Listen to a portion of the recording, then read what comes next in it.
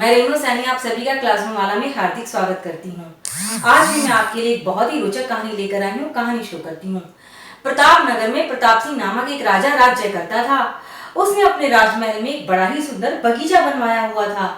उस बगीचे में उसने पिंजरे में ढेर सारे रंग बिरंगे पक्षियों को कैद किया हुआ था। वे ढेर सारे रंग बिरंगे पक्षी उसने देश विदेश से मंगवाए हुए थे।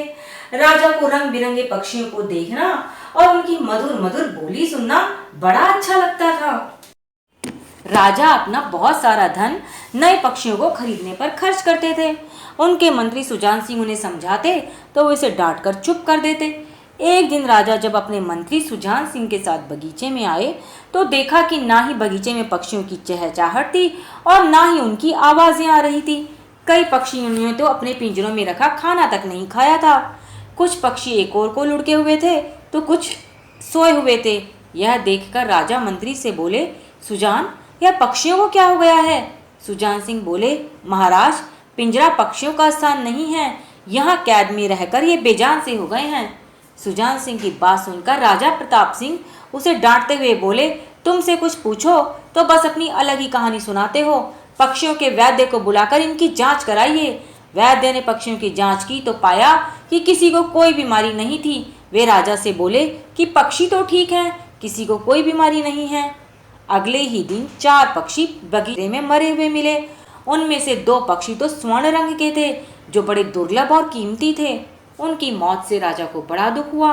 उन्होंने वैद्य को बुलाकर डांटा और कहा, जब ये पक्षी बिल्कुल ठीक थे तो मर कैसे गए? वैद्य नीचे मुंह करके बोला, महाराज, ये पक्षी बीमार नहीं थे। इन्हें तो सिर्फ कैद का जीवन नहीं बहा रहा था।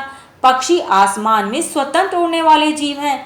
यदि किसी से उनकी आज़ादी छीन ली जाए तो भला वे कैसे जिंदा रह सकते हैं? छोटा मुंह और बड़ी बात। यदि आपको कोई कैद कर ले और कैद में बढ़िया भोजन दे, आपको घूमने फिरने ना दे, जैसे वह चाहे वैसे आपको रखे, अपनी मर्जी से आपको कुछ भी ना करने दे, तो भला क्या आप खुश रह पाएंगे? खुश क्या आप जिंदा भी रह पाएंगे? मंत्री सुजान सिंह ने आपको बहुत बार समझाने की कोशिश की, लेकिन आप अपने शौक के आगे किसी की सुनते ही ना थे। स्वर्ण पक्षियों के मर जाने से राजा बड़ा दुखी था। वैद्य की बात सुनकर राजा प्रताप सिंह समझ गए कि पक्षियों की जगह पिंजरे में नहीं बल्कि आसमान में है। कुछ सोचते हुए राजा एक पिंजरे की ओर बढ़े और उन्होंने उस पिंजरे को खोल दिया।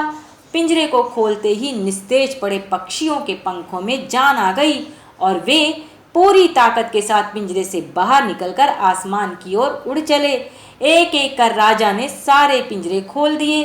पिंजरा खोलते ही रंग बिरंगे पक्षियों से आसमान खूबसूरत लगने लगा और राजा के चारों ओर चक्कर लगाकर वापस आसमान की ओर उड़ चले। यह देखकर मंत्री सुजान सिंह बोले, महाराज, ये पक्षी आपका धन्यवाद करने आए हैं, क्योंकि आपने उनकी बहुमूल्य आजादी जो लौटा दी है उन्हें आजाद करके। मंत्री की बात सुनकर राजा प्रताप सिंह बोले, तुम सही कहते हो। पक्षियों की जगह खुला आसमान ही है, उन्हें वहीं पर उड़ान भरने देना चाहिए। आजादी पर सबका हक है और यह सबको मिलनी चाहिए, चाहे वे व्यक्ति हो या जीव जंतु हो या फिर पक्षी हो।